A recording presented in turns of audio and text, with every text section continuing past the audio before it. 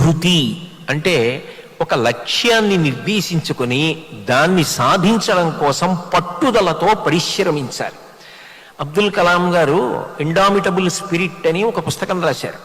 ఆ indomitable spirit అన్న పుస్తకంలో ఆయన ఒక అద్భుతమైనటువంటి విషయాన్ని ప్రస్తావన చేశారు. It is not wrong if you do not have the stars to reach for. It is equally not wrong if you fail in reaching the stars which you have aimed for, but it is absolutely wrong if you do not have the stars to reach for. నువ్వు ఒక లక్ష్యాన్ని పెట్టుకుని ఆ లక్ష్యాన్ని చేరడానికి చిత్తశుద్ధితో పరిశ్రమించినప్పటికీ చేరలేకపోతే దాని వలన బాధపడవలసిన అవసరం లేదు. చిత్తశుద్ధితో పరిశ్రమ చేసిన వాడు ఒకనాడు కాకపోతే ఒకనాడు సాధిస్తాడు. కళ్యాణి బతగాదేయం లౌకికీ ప్రతిభాతిమా ఏతి జీవంతి మానందో నరం వర్ష శతాదపి అంటారు రామాయణంలో. 100 సంవత్సరములు ప్రయత్నం చేసిన వాడు 99 సంవత్సరముల 11 నెలల 29 రోజులు విఫలమైన ఆ చిట్ట చివరి రోజునైనా విజయాన్ని సాధిస్తాడు తప్ప జీవితం అంతా వైఫల్యం ఉండదు. అసలు లక్ష్యం లేని జీవితం ఉంటుందే అది మాత్రం హేయమైనటువంటి జీవితం. ప్రతి వ్యక్తి జీవితానికి ఏదో ఒక లక్ష్యం ఉండాలి. నేను జీవితంలో ఇది సాధిస్తాను అన్న ఒక లక్ష్యాన్ని పెట్టుకోవాలి. లక్ష్యాన్ని పెట్టుకుని వదిలిపెట్టేయడం గొప్ప కాదు. నేను కలెక్టర్ని అవుతాను అనుకుని వదిలిపెడితే కలెక్టర్ అవడం. నేను ఒక డాక్టర్ని అవుతాను అనుకుని వదిలిపెట్టేసిన వాడు డాక్టర్ అవడం. ఏది అవుతానని నువ్వు అనుకున్నావో దానికోసం అహరహం శ్రమించగలిగినటువంటి మానసికమైన దీక్ష ఉండాలి. ఈషా అంటారు సంస్కృతంలో. అంటే నువ్వు ఏది అవ్వాలనుకుంటున్నావో దానికోసం చిత్తశుద్ధితో నువ్వు ప్రయత్నం చెయ్యాలి. ఆ ప్రయత్నమునందు అత్యంత విలువైనది ఏది అంటే కాలము. కాలము యొక్క విలువ లెక్క కట్టడం ఎవరికీ సాధ్యం కాదు. ఒక వ్యక్తి ఏది అవుతాడు, ఎంత కాలం కీర్తితో జీవిస్తాడు అన్నది ఆ వ్యక్తి కాలమును ఎంత సద్వినియోగం చేసుకుంటాడు అన్న దాని మీద ఆధారపడుతుంది.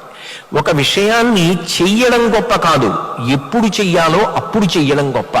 కర్తవ్యమకృతం కార్యం సతాం మన్యుముదీరయేత్ అంటారు. పెద్దలైన వారు విద్యావేత్తలైనటువంటి వారికి కోపం రాకూడదు, కానీ వారికి కూడా కోపం వస్తుందట. ఎప్పుడు వస్తుంది అంటే చెయ్యవలసిన పని చెయ్యవలసిన సమయంలో చెయ్యని వాడిని చూస్తే వస్తుందిట.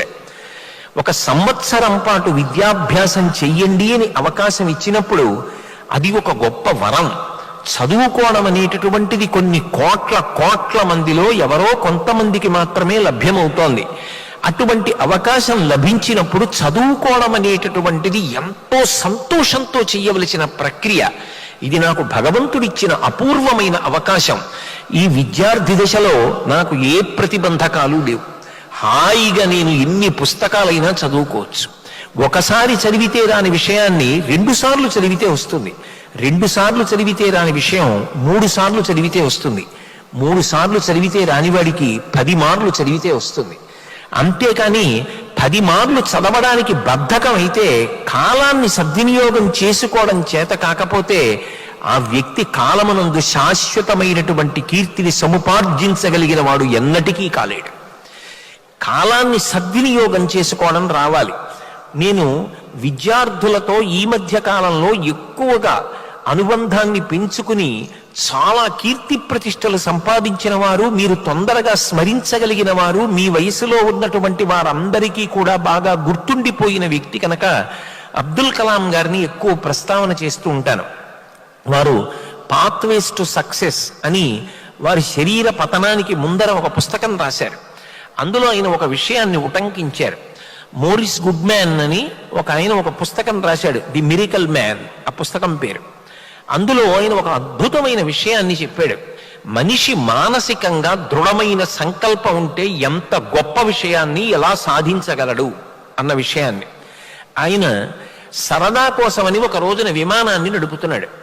కొన్ని దేశాల్లో విమానాన్ని అద్దెకిస్తారు, 1 గంట 2 గంటలో ఆకాశంలో అలా తిరగడానికి. ఆ విమానం అన్ని విధాలా యోగ్యమైంది. కానీ అకస్మాత్తుగా ఆ విమానం ఎగరడానికి అందులో ఉన్న ఏ ప్రధానమైనటువంటి సాధనమైతే పని చెయ్యాలో అది పని చేయడం మానేసింది. ఆ విమానం కింద పడిపోతుంది. కింద పడిపోతున్న విమానాన్ని అత్యవసరంగా ఏదైనా దగ్గర ఉన్న విమానాశ్రయంలో దింపేటటువంటి ప్రయత్నం చేశాడు ఆ మోరిస్ గుడ్మ్యాన్ అన్న ఆయన. ఆ ప్రయత్నం చేయడంలో ఆ విమానం కిందకొస్తూ విద్యుత్ తీగల్ని తగిలింది. తగలడం ఏమిటి, అది కింద పడిపోయింది. కింద పడిపోయి వ్యవస్థ అంతా చెడిపోయి ముక్కలుగా విరిగిపోయింది. ఆ విరిగిపోవడంలో అందులో ఒక్కడే ఉన్నాడు విమానాన్ని నడుపుతూ ఆ గుడ్మ్యాన్. ఆయన వెన్నుపాం విరిగిపోయి నొక్కుకుపోవడంలో ఆయన బ్రతికున్న ఎందుకు పనికిరాని వాడు అయిపోయాడు. వైద్యశాలకి తీసుకొచ్చారు. వైద్యులు అన్నారు, ఈయన కనురెప్ప వెయ్యగలడు, కనురెప్ప ఎత్తగలడు, ఇంకేమీ చేయలేడు. ఆయన ఊపిరి కూడా ఆయన తీయలేడు. ఆయన ఊపిరి తీసుకోలేడు కనుక ఆయనకి ప్రాణవాయువుని కృతకంగా ఇవ్వాలి. ఆయన తినలేడు కనుక శరీరం నిలబడడానికి ఆయనకి నిరంతరం శక్తినిచ్చే పదార్థాల్ని ఎక్కిస్తూ ఉండాలి తప్పించి కనురెప్ప వేసి కనురెప్ప ఎత్తడానికి వినా ఇంకా ఆయన ఎందుకో పనికిరాడు. బ్రతికున్నంత కాలం ఇలాగే ఉండాలి అన్నారు. అది ఆయనకి వినపడుతోంది ఆ మోరిస్ గుడ్మ్యాన్కి. ఆయన మనసులో తీవ్రమైన సంకల్పం చేశాడు. డాక్టర్లు నేను బ్రతికున్నంత కాలం ఇలాగే ఉంటానని అంటున్నారు, నేను అధైర్యపడను, నేను సాధిస్తాను. నేను ఖచ్చితంగా 1 సంవత్సర కాలం లోపల పరమ ఆరోగ్యవంతంగా పూర్వం ఎలా నడిచి వెళ్ళిపోయేవాడినో అలా నడుచుకుంటూ నా ఇంటికి వెళ్ళిపోతాను అని నిర్ణయం తీసుకుని కఠోరమైనటువంటి సాధనతో మొదలుపెట్టాడు. కొద్ది వారాలు అయ్యేటప్పటికీ ప్రాణవాయువుని తొలగిస్తే తనంత తాను ఊపిరి తీసుకోవడం మొదలుపెట్టాడు. తర్వాత పరిశ్రమ చేసి సంకల్ప బలంతో ఉత్సాహంతో ఆరోగ్యాన్ని కొని తెచ్చుకుని ఆహారం తీసుకోవడం మొదలుపెట్టాడు. ఖచ్చితంగా 1 సంవత్సరం పూర్తయ్యేటప్పటికీ అతను పెట్టుకున్న రోజున వైద్యశాల నుంచి నడిచి ఇంటికి వెళ్ళిపోయాడు. అనితర సాధ్యమైన విషయాన్ని సాధించాడు.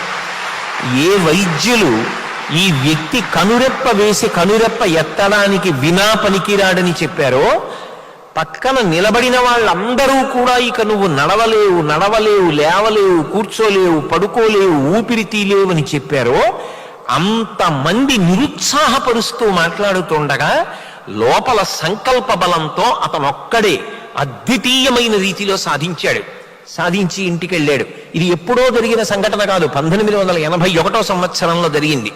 అంటే ఒక వ్యక్తికి సంకల్పమునందు తీవ్రమైన ఇచ్ఛ ఉండాలి. నేను ఇది అవ్వాలనేటటువంటి కోరికతో పరిశ్రమ చెయ్యాలి తప్ప సాధించడం అనేటటువంటిది కష్టమైనది కాదు.